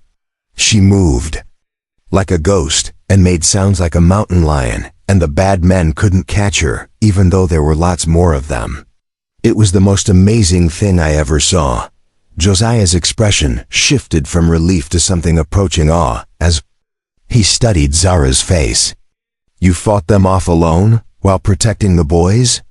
"I did what any mother would do to protect her children," Zara replied simply, though the weight of that statement wasn't lost on anyone present. The word mother hung in the air between them, charged with new meaning after the events of the past few days. Josiah's eyes widened as he processed the implications of her phrasing, while the boys exchanged glances that suggested they'd been hoping for exactly this development. Zara, Josiah said carefully, "Are you saying what I think you're saying?" Before she could answer, a sharp pain shot through her abdomen, causing her to gasp and grip the porch railing for support. The baby had been restless all morning, but this was different, stronger, and more purposeful than the practice contractions she'd been experiencing for weeks. "I think," she said between gritted teeth, "this conversation might have to wait. The baby seems to have its own schedule." As if the approaching birth wasn't dramatic enough, the arrival of the cattle brought unexpected complications. Sean O'Malley rode up to the porch with his face grim, bearing news that would test their newfound family bonds in ways none of them had anticipated. "Josiah, we've got problems beyond what happened here last night," Sean announced without preamble. "Alexander Morrison, that lawyer who visited you, filed papers in Santa Fe claiming Mrs. Knightsky is unfit to maintain custody of indentured workers due to dangerous living conditions and mental instability." Zara felt another contraction building, stronger than the first, but forced herself to focus on Sean's words. "What exactly does that mean?" "It means," Sean continued, "that territorial marshals are riding this way with orders to remove the boys from your custody and transfer Josiah's contract to the mining company Morrison represents. They're using last night's attack as evidence that you can't provide proper protection." Josiah's face darkened with anger. "They orchestrate an attack on my family, then use that attack as justification for breaking us up? That's the most cynical manipulation I've ever heard. Gets worse," Sean added reluctantly. "Morrison's also filed papers claiming that Mrs. Knightsky's pregnancy is evidence of an improper relationship that violates the terms of indenture agreements. He's requesting immediate dissolution of the contract and criminal charges." Another contraction gripped Zara, this one strong enough to double her over. As the pain subsided, she realized they were facing a perfect storm of legal, physical, and emotional crises that could destroy everything they'd built. "How long do we have?" she managed to ask. "Marshals left Santa Fe yesterday morning. If they're pushing hard, they'll be here by evening, maybe sooner." Wyatt stepped closer to Zara, his young face set with determination that reminded her powerfully of his father. "They're not taking us away from you. I don't care what papers they have or what laws they think we're breaking." Mason nodded agreement, though his 8-year-old mind clearly couldn't grasp all the implications of their situation. "We're a family now. Families stick together no matter what." As another contraction announced the baby's increasing urgency to be born, Zara found herself facing an impossible choice. She could try to flee with Josiah and the boys, but traveling during active labor was dangerous for both her and the baby. She could stay and fight the legal challenges, but that would likely result in family separation, regardless of the eventual outcome. Or she could implement the desperate plan that had been forming in her mind since Sean's revelation. It was risky, potentially scandalous, and completely unprecedented in territorial law, but it might be their only chance to stay together. "Josiah," she said between contractions, "I need you to listen carefully to what I'm about to propose. Because we don't have much time, and this might be our only option." He knelt beside her chair, taking her hands in his calloused grip. "Whatever you're thinking, Zara, we'll face it together. Marry me. Right now, today. Before the baby is born and before the marshals arrive." The proposal hung in the air, like summer lightning, crackling with possibility and desperation. Josiah's eyes widened, while Wyatt and Mason looked between the adults with growing excitement. "Zara, are you proposing because you want to marry me, or because you think it will solve our legal problems?" Another contraction gripped her, stronger than any before, and she had to wait for it to pass before answering. I'm proposing because I love you, because I love your sons, and because I can't imagine facing whatever comes next without you beside me as my husband, rather than my employee. But the timing, your condition, the legal complications. Josiah Creek, she said with fierce determination. I fought off 4 armed men last night to protect our family. I can certainly handle marrying the man I love while giving birth to our first child together. The phrase, our first child together, seemed to decide him. Josiah's expression shifted from uncertainty to the same fierce protectiveness she'd seen when he defended his sons at the auction. Then we'd better find a priest quickly, he said, standing and scanning the horizon for any sign of approaching. Marshals, what followed was the most unconventional wedding preparation in territorial history. While Zara dealt with increasingly frequent contractions, Josiah dispatched Wyatt on their fastest horse to fetch Father Santos from the mission, with instructions to explain that a medical and legal emergency required immediate matrimonial services. Sean O'Malley, proving himself a true friend, organized a defensive perimeter around the property while helping with wedding preparations. His cowboys took positions that would allow them to spot approaching marshals while maintaining the fiction that they were simply managing cattle operations. Mrs. Knightsky, Sean said with admiration, in all my years on the frontier, I've never seen anyone plan a wedding, prepare for childbirth, and organize legal defense simultaneously. You're a remarkable woman. I'm a desperate woman who refuses to let bureaucrats and bigots destroy my family. Zara replied through gritted teeth as another contraction peaked. Mason proved unexpectedly helpful, gathering wildflowers for a makeshift bridal bouquet while chattering excitedly about finally having a real mother. His innocent joy provided moments of lightness amid the mounting tension. Will the baby be my brother or sister? He asked seriously. And will it have Apache names and Irish names like a real mixed-up family? Both, Zara promised, touched by his acceptance of their complicated heritage. This baby will have the best of all our traditions. Father Santos arrived within an hour, his elderly horse lathered with sweat from the hard ride. The priest took one look at the situation: pregnant bride in active labor, defensive positions manned by armed cowboys, and groom pacing with the intensity of a caged mountain lion, and immediately grasped the urgency. My children, he said calmly, I've performed marriages in many unusual circumstances, but never one quite like this. Are you both certain this is what you want, not just what circumstances require? Josiah and Zara exchanged a look that communicated more than words could express. Despite the chaos surrounding them, something profound and peaceful passed between them. Father, Josiah said quietly, I've loved this woman since the day she bought my family's freedom. These circumstances are just forcing us to acknowledge what's been true for weeks. And I, Zara added, have found in Josiah and his sons the family I thought I'd lost forever. Emergency or not, this marriage represents my heart's deepest desire. The wedding ceremony took place on the cabin porch with Wyatt and Mason serving as witnesses, Sean O'Malley standing guard, and cattle lowing in the background like an unconventional wedding chorus. Zara had to pause twice during the vows as contractions peaked, but her voice remained steady when she promised to love, honor, and cherish Josiah for as long as they both lived.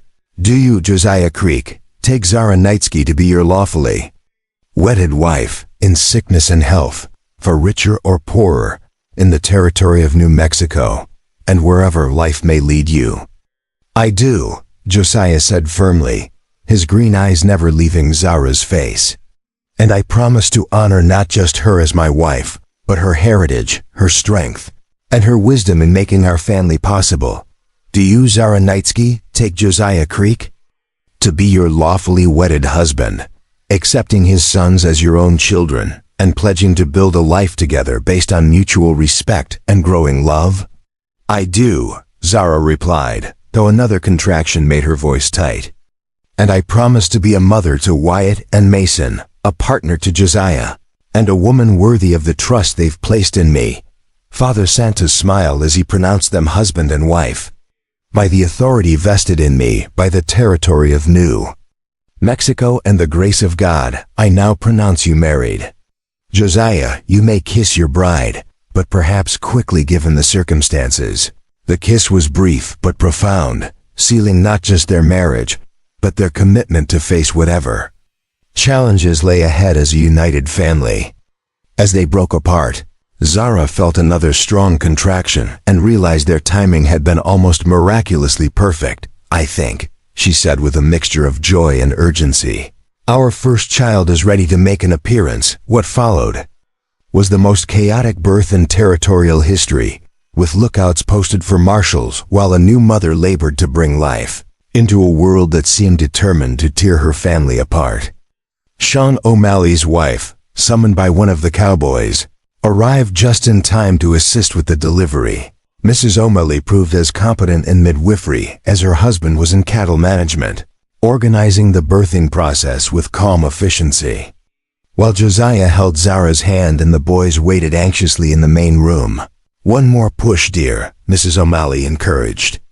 Your baby's almost here, and from the looks of things, this little one is as eager to meet the world as you were.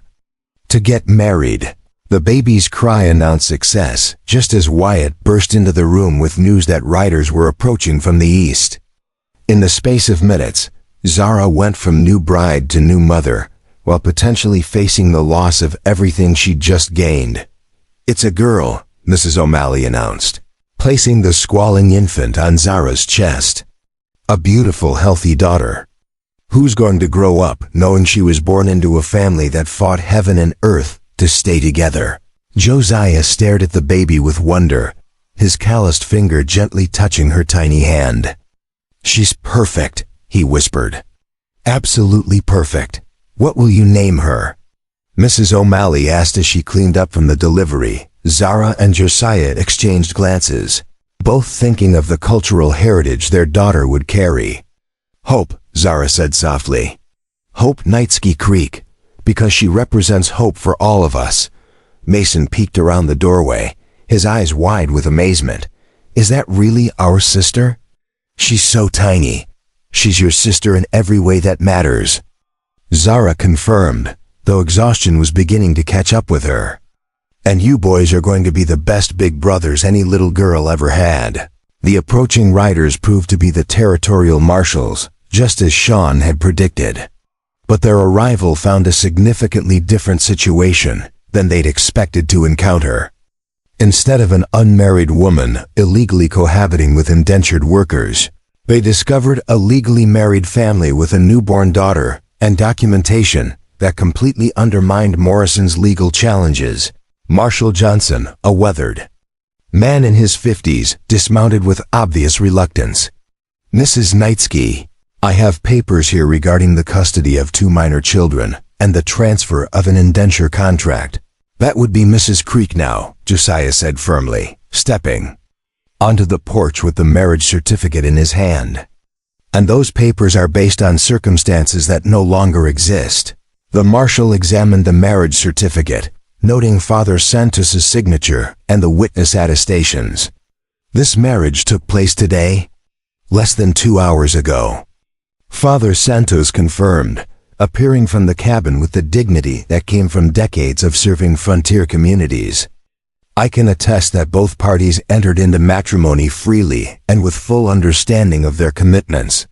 And the child? Born in wedlock to Mr. and Mrs. Creek, Mrs. O'Malley announced, emerging with the baby in her arms. A healthy daughter who's already well loved by her parents and brothers. Marshal Johnson studied the assembled group, clearly recognizing that the legal foundation for his mission had been completely undermined. Mr. Morrison's not going to be happy about this development. Mr. Morrison can file whatever additional papers he chooses, Josiah said with quiet confidence. But he'll find that legally married couples have significantly more rights than indenture arrangements, and children born to married parents have protections that can't be easily challenged. The marshal nodded slowly. I'll need to report these changed circumstances to my superiors. But as of right now, it appears your family situation is both legal and stable. As the marshals departed, Zara held her newborn daughter while watching Josiah and the boys work together to move the cattle into their new pasture. The sight filled her with profound contentment, despite the exhaustion of labor and the stress of the day's multiple crises. "We did it," she whispered to baby Hope. "We kept our family together and gave you a home where you'll be loved and protected. Your big brothers and your father and I. We're going to make sure you grow up knowing that love is stronger than any law, and family is worth fighting for." The baby's tiny fingers curled around Zara's thumb, as if sealing a promise for the future they'd all work together to build. The autumn sun painted the New Mexico territory in shades of gold and crimson.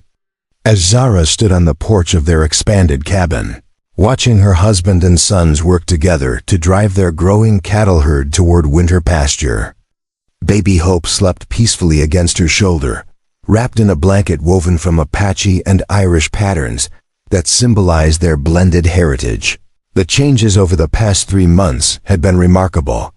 The 20 head of breeding cattle had multiplied through strategic trading and careful management, while their reputation for quality livestock had spread throughout the territory. Local ranchers who'd once viewed their arrangement with suspicion now sought Josiah's advice on breeding programs and drought management. Mama Zara, Mason called from the corral where he was grooming their prize stallion. "Thunder says he wants to show you how shiny his coat looks." The 8-year-old's easy use of Mama Zara never failed to warm her heart. Both boys had adapted to their new family structure with the resilience of children who'd learned early that love mattered more than blood relation. Wyatt, now 13 and growing tall like his father, had become her trusted lieutenant in managing the ranch's daily operations. "Tell Thunder he looks magnificent," Zara called back, adjusting Hope's position as the baby stirred. "And remind him that good grooming means better performance when we start training the yearlings." The success of their ranching operation had exceeded even Josiah's optimistic projections. Their cattle bore the distinctive NC brand Nightsky Creek that was becoming synonymous with quality breeding stock throughout the Southwest. More importantly, their partnership had evolved into something deeper and more sustainable than either had imagined possible.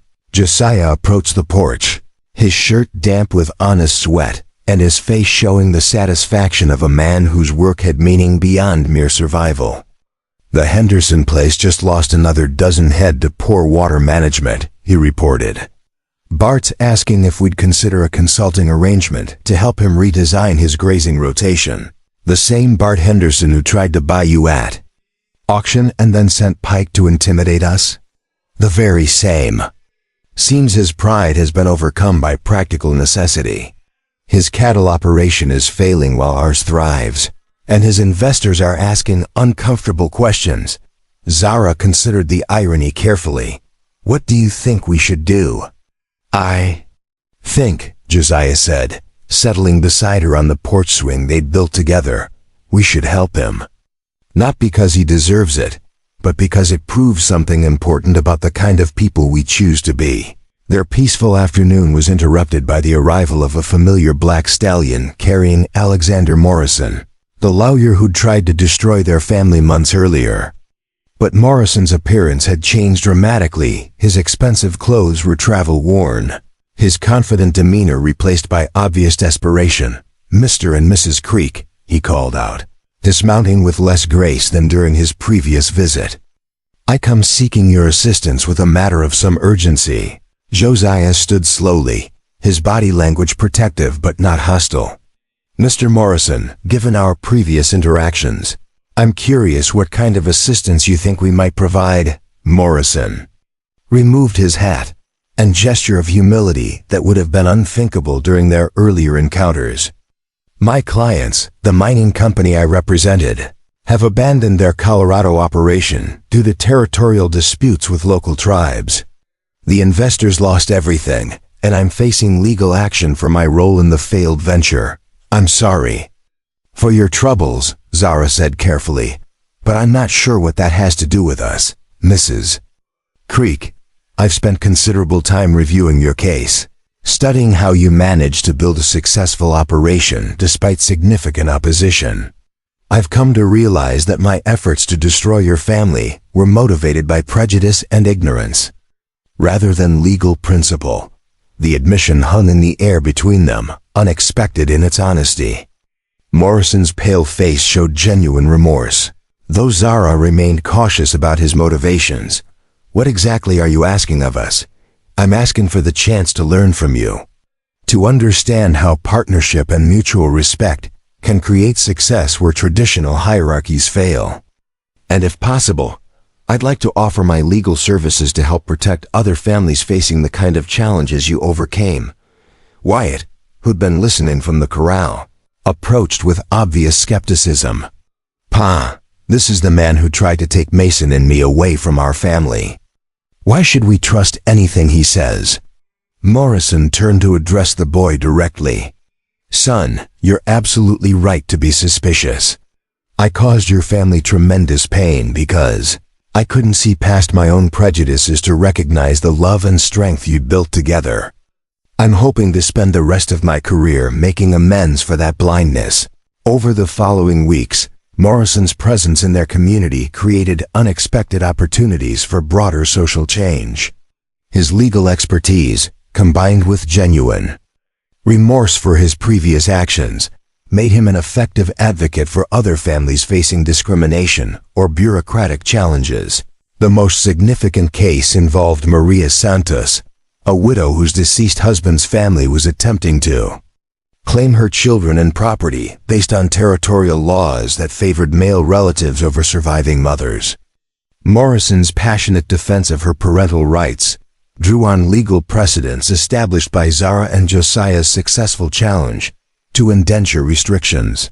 Your Honor, Morrison argued before the territorial judge, we have clear evidence that family stability and child welfare are best served by respecting the bonds of love and daily care rather than abstract legal relationships. The Creek family has demonstrated that non-traditional arrangements can produce remarkable success when based on mutual respect and shared commitment. Zara attended the hearing with hope in her arms, her presence serving as living proof that unconventional families could thrive when given the chance. The judge's decision to uphold Maria's parental rights established precedent that would protect countless other families facing similar challenges. The victory celebration at the Santa's Cantina brought together an unlikely coalition of ranchers, merchants, clergy, and legal advocates who'd united around principles of family preservation and community support.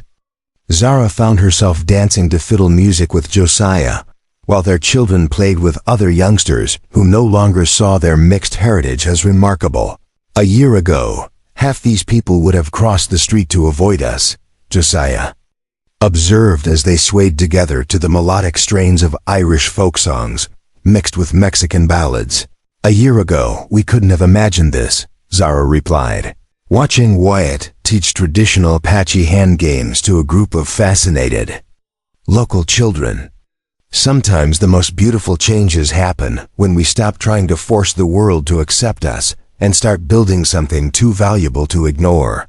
Spring brought new challenges and opportunities as their cattle operation expanded beyond local markets.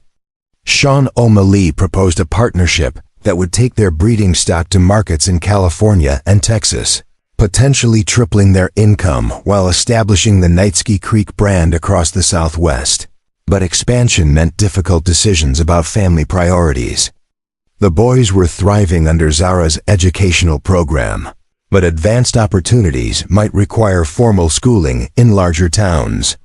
Hope was walking and talking, her vocabulary a delightful mixture of English, Spanish, and Apache words that reflected their community's diverse influences. Pa, Wyatt said one evening as they reviewed expansion proposals, what if Mason and I don't want to leave the ranch for school? We're learning more here than we ever did in regular classrooms, Josiah looked to Zara, recognizing that educational decisions affected her as much as the boy's biological parent.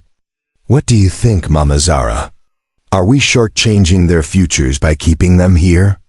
Zara studied her sons, for that's what they'd become in every meaningful sense, noting their confidence, competence, and genuine love for the life they'd built together. I think, she said carefully, education comes in many forms. Book learning is important, but so is understanding land management, animal husbandry, cultural respect, and business ethics. Maybe the question isn't whether they need formal school, but how we can bring advanced education to them. The solution emerged through Father Santos, who'd maintained correspondence with Jesuit educators throughout the Southwest. A traveling teacher program could provide advanced instruction in mathematics, literature, and sciences while allowing the boys to remain connected to their ranch responsibilities and family bonds. It's perfect, Mason announced when they explained the arrangement. We get smart without leaving home, and Hope gets to grow up with her big brothers around to protect her. As their first anniversary approached, Zara and Josiah took an evening walk through the property that had become their shared kingdom. The original modest cabin had been expanded into a comfortable ranch house, while new barns, corrals, and outbuildings reflected their growing prosperity. Do you ever wonder what would have happened if you hadn't bid on us that day? Josiah asked as they paused beside the creek that gave him his surname. I try not to think about alternate histories, Zara replied, though she understood his curiosity. That path led to this moment, and this moment is exactly where I want to be. They were interrupted by Hope's delighted laughter as she toddled toward them, chased by Wyatt and Mason in an elaborate game of tag that involved far more giggling than running. The sight of their children playing together in the golden light of sunset filled both parents with profound contentment. Mama, Papa, Hope called, her vocabulary expanding daily. Brothers playing chase me. And are you winning? Zara asked, scooping up her daughter for a hug. Always winning, Hope declared with the confidence of a child who'd never known anything but unconditional love and support. As they headed back toward the house for dinner, Zara noticed a familiar dust cloud on the horizon. But instead of feeling the anxiety such sights had once provoked, she felt only curiosity.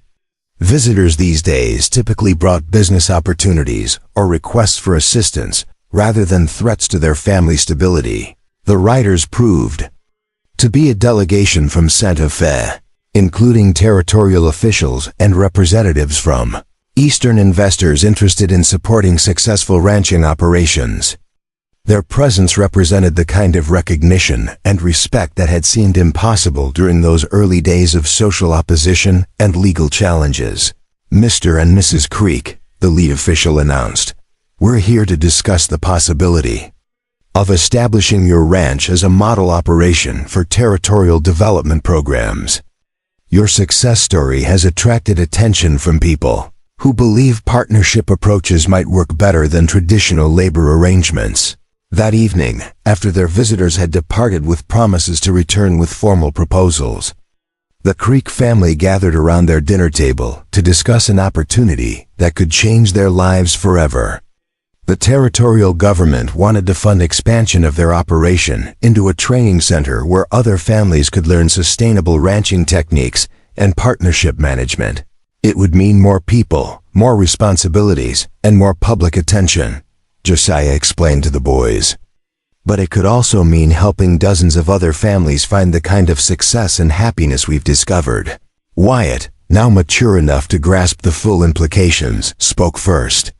Would we still be a family, or would we become some kind of business? We'd always be a family first, Zara assured him. But we might also become teachers, showing other people that love and respect can create better results than fear and hierarchy. Mason, ever practical despite his youth, asked the question that cut to the heart of the matter. Would it help other kids like us find families like ours? The simple query from a 9-year-old crystallized everything the adults had been struggling to articulate. Their success hadn't been about building wealth or gaining social acceptance. It had been about proving that families could form in unexpected ways and thrive through mutual commitment and shared values. Yes, sweetheart, Zara said softly. It would help other children find families, and other families find each other. Then we should do it, Hope announced from her high chair. Though at 18 months she couldn't possibly understand the conversation. Her innocent certainty made everyone laugh, breaking the tension and reminding them that children often possessed wisdom that adults complicated unnecessarily.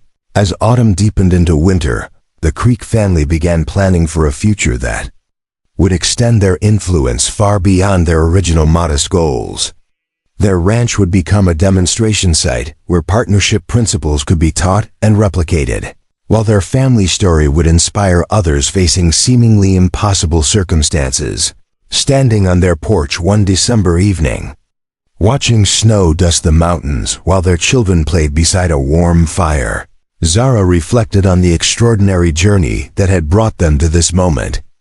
A desperate pregnant widow had gambled her savings on 3 strangers at an auction, and together they'd built something beautiful enough to serve as a model for an entire territory. No regrets? Josiah asked, following her gaze toward the land they'd transformed through shared labor and love. Only one, Zara replied, surprising him.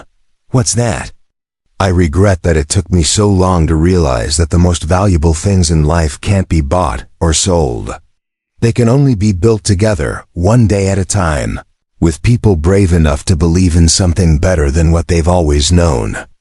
As 1883 dawned over the New Mexico territory, the Nightsky Creek Ranch stood as proof that love could triumph over prejudice, that families could transcend traditional boundaries, and that sometimes the most unlikely partnerships created the most extraordinary legacies. Their story would be told for generations not as a tale of economic success, but as a testament to the power of human decency and the courage to build bridges where others saw only barriers. Up next, you've got 2 more standout stories right on your screen. If this one hit the mark, you won't want to pass these up. Just click and check them out. And don't forget to subscribe and turn on the notification bell so you don't miss any upload from us.